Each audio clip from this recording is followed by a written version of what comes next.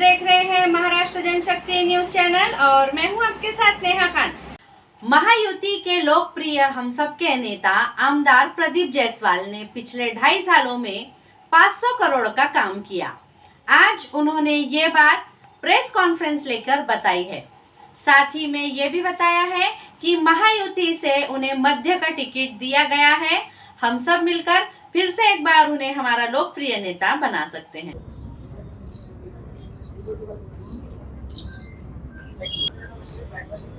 आज उपस्थित सभी पत्रकार भाइयों, महायुति के काम की ही जरूरत जो हमारे महाराष्ट्र के लोकप्रिय मुख्यमंत्री आदरणीय एकनाथ शिंदे साहब, हमारे लोकप्रिय उप मुख्यमंत्री देवेंद्र जी फडणवीस साहब, अजित दादा जी पवार साहब, इनके माध्यम से अभी 2.5 साल के अंदर कैसा काम हुआ है उसकी मालूमात यहाँ देने के लिए आप पत्रकारों को यहाँ बुलाया है।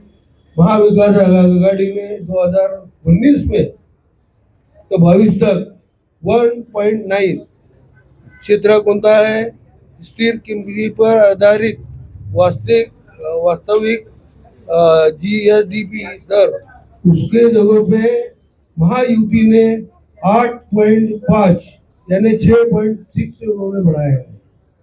दूसरा, देशातील एकूण देश के एक FDI तुलना में महाराष्ट्र में महाविकास आघाड़ी के टाइम 2683 था, आज 3690 है, यानी 10.7 से उसकी बढ़त हुई है। यहाँ पे गरीबों के घरों के वास्ते महायुति ने 2019 में 6,57,000 घर बनाए थे। वही महायुति ने 10,52,000 लाख घर यहाँ पे बनाए हैं, यानी 75% उनसे ज्यादा बनाए हैं। इसी तरह से शबरी आदिवास घर योजना, उसके अंदर 18,119 महाविकास आघाड़ी ने बनाए थे। वहां पे ही 125 करोड़ 70.184 करोड़ रुपए का काम वहां पे किया गया है। उसी तरह शेतकरियों की नैसर्गिक आपत्ति नुकसान भरपाई जो महाविकास आघाड़ी ने 8.701 कोटी रुपए दिया था, वही महायुति के अंदर 16.319 करोड़ रुपए यहाँ पे दिया गया। कम से कम 87% करोड़ ज्यादा पैसे शेतकरियों को यहाँ पे दिए गए। उसी तरह स्वयंता गटांना मदत महाविकास आघाड़ी ने 13,951 करोड़ रुपए दिए थे, वही महायुति ने 28.811 करोड़ रुपए उन्होंने दिए हैं। इसी तरह यहाँ पे भारत रत्न डॉक्टर बाबा साहेब अम्बेडकर साहब की योजना, उस योजना के अंदर 40.178 महाविकास आघाड़ी ने 222 करोड़ रुपए का लाभ दिया था। वहां पे महायुति ने 93.338 विद्यार्थी और 492 करोड़ का लाभ वहां पे दिया गया है। इसी तरह मुख्यमंत्री ग्राम सड़क योजना, जहाँ पे पहले 27,018 पॉइंट कोटी मंजूर किए थे, वही महायुति के अंदर 4,108.9 कोटी का महाराष्ट्र ग्राम सड़क योजना का काम वहाँ पे किया गया है। नोंदनी की स्थिति यहाँ पे 8.10,994 ये महायुति ने किया है, तो ये महाविकास आघाड़ी ने किया है, तो महायुति ने 14.41 यानी 77.7 उनसे यहाँ पे ज्यादा काम किया है। उसी तरह आज देखेंगे रोजगार मिला हुआ है, उसके अंदर उन्होंने 36.407 का करोड़ों को रोजगार दिलाया था। वहां पे महायुति ने 1.5 लाख लोगों को, वहां पे 1,51,408 लोगों को उन्होंने काम दिलाया है।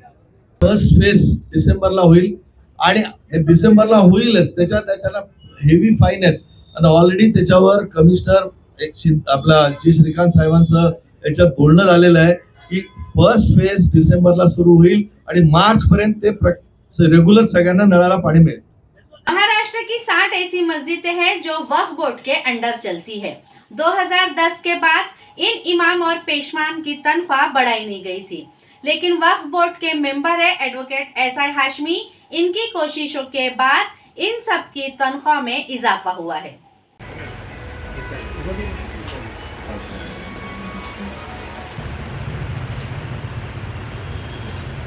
अल्हम्दुलिल्लाह आज जो है वक्फ बोर्ड से मुताल्लिक़ तमाम जो तकरीबन आइम्मा मसाजिद हैं और मुअज्जिन हैं और दीगर जो खुद्दाम हैं, इन सब लोगों ने मिलकर हाशमी साहब का इस्तक़बाल किया है, इसलिए कि वक्फ बोर्ड के जो आइम्मा और मुअज्जिनीन और दीगर खुद्दाम हैं, ये बहुत ज़माने से अपनी तनख्वाहों में इजाफ़े के सिलसिले में कोशिश कर रहे थे।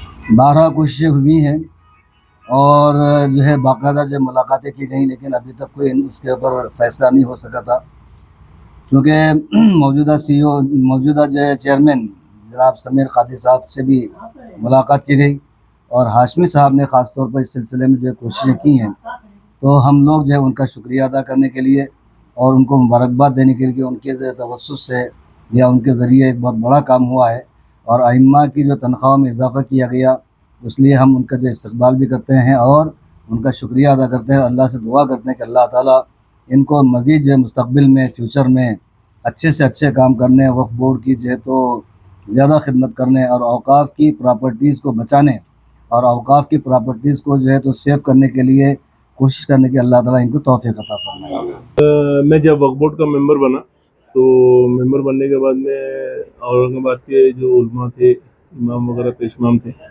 ये सब लोगों ने मेरे पास में विज़िट की, एक मेमोरेंडम दिए कि भाई हम बहुत सालों से जो है सो ये चीज़ों को लेके वक्फ बोर्ड से मुतालबा कर रहे थे। आज मुकामी वक्फ बोर्ड का मेंबर बना है तो हमको आपसे बहुत सारी उम्मीदें हैं, तो लिहाजा आप हमारे लिए कुछ करें बोल के। फिर मैंने उनके सामने ही सीओ साहब से बात किया, सीओ साहब ने भी उसके लिए हामी भरे और ये बोर्ड मीटिंग के अंदर जो परसों बोर्ड मीटिंग हुई, वो बोर्ड मीटिंग के अंदर वो प्रपोज़ल रखा गया। तो अल्हम्दुलिल्लाह प्रपोज़ल जब रखा गया तो फिर मैंने अपनी तरफ से जो इमाम पेशमाम वगैरह थे उन सब की बाजू रखा। तो चेयरमैन साहब ने, सीओ साहब ने, डिप्टी सीओ ने और दूसरे जो बोर्ड मेंबर हैं उन्होंने उसके लिए हामी भरी और अल्हम्दुलिल्लाह फिर भी फ़ंड कम होते हुए भी वक्फ बोर्ड के अंदर जो फ़ंड्स की थोड़ी सी दिक्कत होने के बावजूद भी सब बोर्ड मेंबरों ने, सीओ ने और डिप्टी सीओ ने जो है सो उसके ऊपर हामी भर के जो है सो प्रपोज़ल को वो किया। और इसके अंदर हमारे जो सुप्रिटेंडेंट साहब है, जो शाकिर साहब है, उन्होंने भी ये प्रपोज़ल ताबड़तोड़ बना के बोर्ड के सामने रखा। मैं उनका भी शुक्रगुजार हूँ, सीओ साहब का, चेयरमैन साहब का।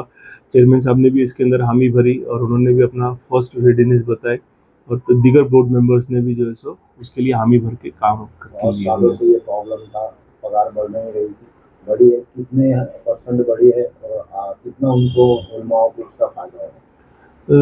इसमें टोटल औरंगाबाद के अंदर नहीं, पूरे महाराष्ट्र के अंदर 60 मस्जिदें ऐसी हैं जो वक्फ बोर्ड के अंडर है। तो जितनी भी मस्जिदें वक्फ बोर्ड के अंडर आती है तो उनकी ही पेशमाम की और इमाम की तनख्वाह और मौज़म की जो तनख्वाहें हैं वो बोर्ड देता है। तो टोटल महाराष्ट्र के अंदर 60 मस्जिदें ऐसी हैं और जिसके अंदर इमाम की पहले तनख्वाह थी, जैसा अभी बात हुई, इनका ऐसा बोलना है कि भाई 2010 से जो सो ये चीज़ों को लेकर लड़ रहे थे और बाद में इसको एक 2015 में एक्सटेंशन मिला था और 2015 से लेकर आज 24 साल 9 साल से लोग अपने मुताबिले के लिए लड़ रहे थे बोर्ड के साथ में। ठीक है, बोर्ड के भी अपने मसाइल लेते, फ़ंड का मसला रहता, लेकिन अल्हम्दुलिल्लाह अल्लाह का एहसान रहा कि वो चीज़ें कंप्लीट हो गई और 60 मस्जिदों को और 60 इमामों को इससे फ़ायदा होगा। जो कि पहले 10,000 रुपये पगार थी, आज 12,500 कर दिए और मौज़म की जो पगार थी 6,000 थी, उसको 7,000 रुपये कर दिए। आने वाले वक्त में और बोर्ड के ताल्लुक से क्या-क्या होना चाहिए वक्फ बोर्ड के? वक्फ बोर्ड में यही है कि भी मेरा पहले बोलना है कि माशरे के अंदर, समाज के अंदर बोर्ड की तरफ से हम ये कोशिशें कर रहे हैं। चेयरमैन साहब ने भी, सीओ साहब ने भी चीज़ों को ने सपोर्ट कर रहे हैं। उनका भी प्रपोजल्स ऐसा है कि समाज के अंदर सब में पहली चीज़, कोई भी समाज हो, मुस्लिम हो, हिंदू हो, कोई भी समाज हो, दलित समाज हो हमारा, इसके अंदर एजुकेशन के लिए लोगों को कैसा जो है सो हम प्रोत्साहित करें और एजुकेशन की तरफ कैसा लाए। क्योंकि मुल्क हमको जो है सो, जैसे कि मोदी साहब का वो है विजन है कि डेवलपमेंट होना चाहिए हिंदुस्तान के अंदर। तो हिंदुस्तान को डेवलप करने के लिए हमको समय पहले सब माशरे के अंदर, सारे समाजों के अंदर एजुकेशन को लाना चाहिए।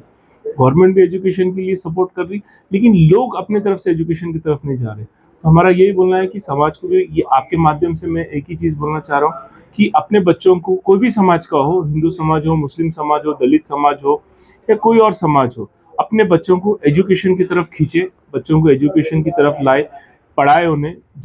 अगर वो पढ़ेंगे तो हमारा मुल्क और हमारा देश मजबूत होगा। तो हम भी यही कोशिश करें कि समाज जो है सो एजुकेटेड हो। बोल के मस्जिदों के लगकर भी देखा जा रहा है कि पान टपरिया भी है, क्या उस पर भी कुछ कार्रवाई होगी, क्योंकि वो भी माशरे को खराब करने वाली चीज है। देखिए, मैं एक बात